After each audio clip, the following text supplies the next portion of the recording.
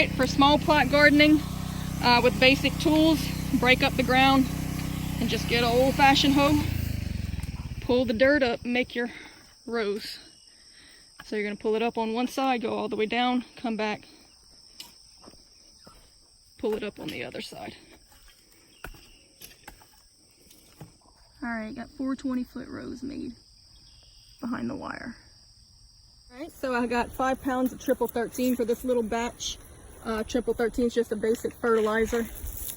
And so I'm just going to sprinkle a little bit over each row just to help give the soil a little boost. For the stuff we're starting with cups, just make a little hole, pull your plant out, stick it right in, cover it up.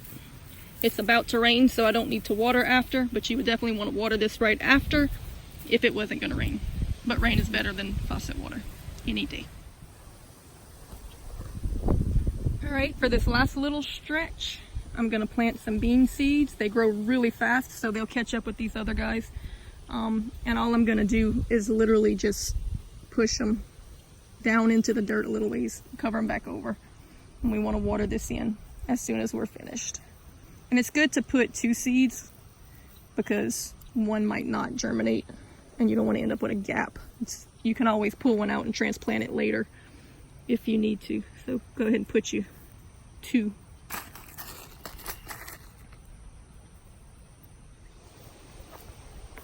Alright, mulch the whole thing in wheat straw to kind of smother the weeds out and to compost on it. Help the plants get a head start before the grass catches up. And straw, wheat straw or straw is your best option because the seeds have been harvested, so you're not going to plant a bunch of grass weeds in your garden.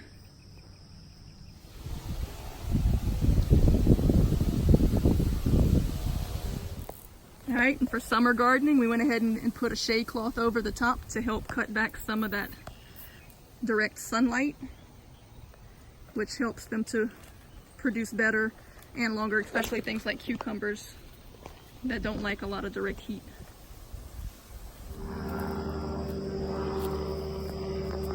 So look at this sucker. All of my cucumbers are trying to escape. Falling down. Every one of them's trying to get out.